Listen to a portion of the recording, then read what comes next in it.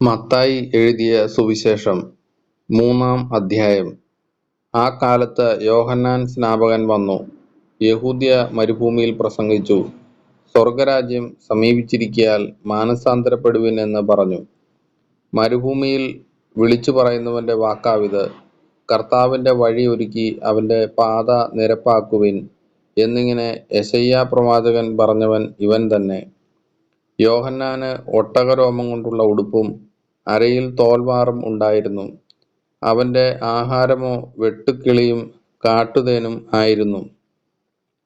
അന്ന് യെരുശലേമ്യരും യഹൂദ്യ ദേശക്കാരൊക്കെയും യോർദാന്റെ ഇരുകരയുമുള്ള എല്ലാ നാട്ടുകാരും പുറപ്പെട്ട് അവന്റെ അടുക്കൽ ചെന്നു.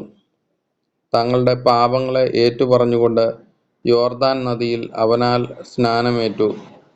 തന്റെ സ്നാനത്തിനായി പരീശരിലും സദൂക്യരിലും പലർ വരുന്നത് കണ്ടാറെ അവൻ അവരോട് പറഞ്ഞത്, സർപ്പസന്തതികളെ, വരുവാനുള്ള കോപത്തെ ഒഴിഞ്ഞ് ഓടിപ്പോകുവാൻ നിങ്ങൾക്ക് ഉപദേശിച്ച് തന്നത് ആര്?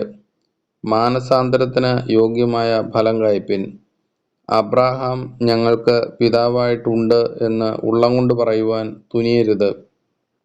ഈ കല്ലുകളിൽ നിന്ന് അബ്രാഹാമിന് മക്കളെ ഉളവാക്കുവാൻ ദൈവത്തിന് കഴിയുമെന്ന് ഞാൻ നിങ്ങളോട് പറയുന്നു.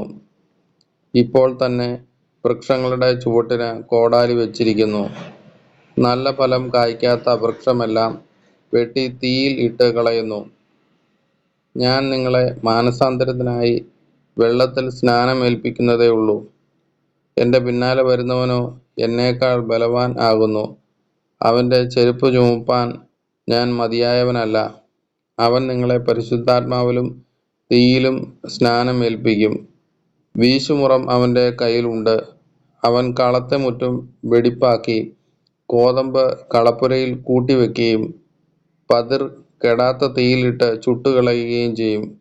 അനന്തരം യേശു യോഹന്നാനാൽ സ്നാനമേൽക്കുവാൻ ഗലീലയിൽ നിന്ന് യോർദാൻകരെ അവന്റെ അടുക്കൽ വന്നു.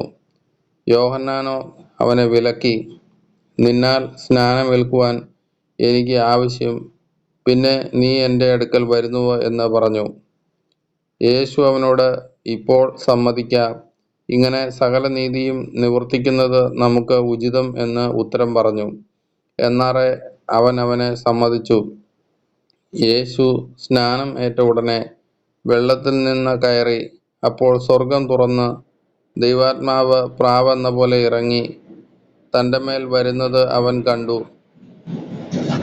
ഇവൻ എൻ്റെ പ്രിയപുത്രൻ, ഇവനിൽ ഞാൻ പ്രസാദിച്ചിരിക്കുന്നു എന്ന് സ്വർഗത്തിൽ നിന്ന് ഒരു ശബ്ദവും ഉണ്ടായി.